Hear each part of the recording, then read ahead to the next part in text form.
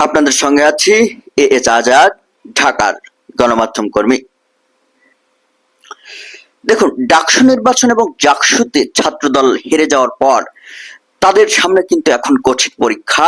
আগামী 15ই অক্টোবর চট্টগ্রাম বিশ্ববিদ্যালয় কেন্দ্রীয় ছাত্র সংসদ অর্থাৎ জাকসু এবং 16ই অক্টোবর রাজশাহী বিশ্ববিদ্যালয় কেন্দ্রীয় ছাত্র সংসদ নির্বাচন অর্থাৎ রাকসু নির্বাচন অনুষ্ঠিত হচ্ছে।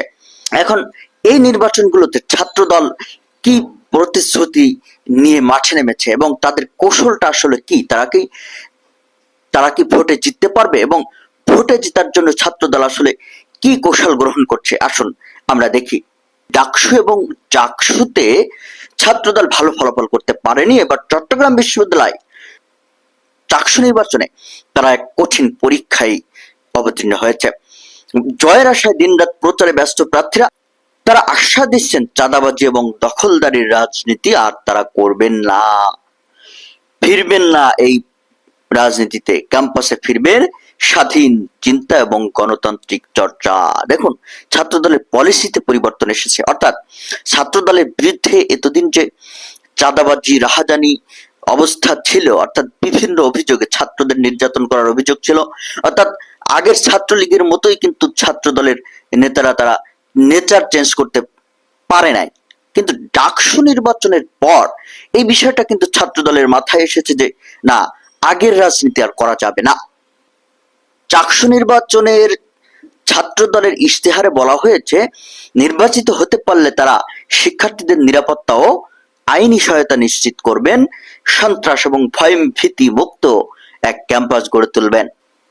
অর্থাৎ ছাত্রদলকে কিন্তু পুনর্জন্ম নিতে হচ্ছে। ছাত্রদলের আগের যে পরিস্থিতি ছিল, নিজেদের মধ্যে হানাহানি ছিল, অন্তর্কন্দল ছিল, সবকিছু ভুলে গিয়ে এখন ছাত্রদলকে একটি ফ্রেশ এবং সুন্দর একটি ইমেজ নিয়ে কিন্তু শিক্ষার্থীদের কাছে উপস্থিত হতে হচ্ছে। তা না হলে ডাকসুতে যে তাদের পরিণতি হয়েছে, চাকসুতে কিংবা রাকসুতেও সেই একই পরিণতি তাদের ঘটতে পারে।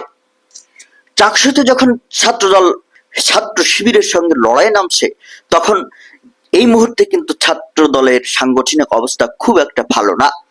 সংগঠনের ভেতরেই চ্যালেঞ্জের মুখে তারা। নির্বাচনে ছাত্র দলের সামনে রয়েছে সবচেয়ে বড় চ্যালেঞ্জ সাংগঠনিক দুর্বলতা। পূর্ণাঙ্গ কমিটি নেই, মাত্র 5 সদস্যে চলছে কার্যক্রম, অর্থাৎ চট্টগ্রাম বিশ্ববিদ্যালয়ের সাংগঠনিক কার্যক্রম। প্রার্থী বাছাইও মতবিরোধ ছিল, অনেক প্রার্থী শিক্ষার্থীদের কাছে নতুন মুখ, ফলে ভোটারদের আস্থা অর্জন করায় ছাত্র দলের জন্য এখন বিরাট চ্যালেঞ্জ হয়ে দাঁড়িয়েছে।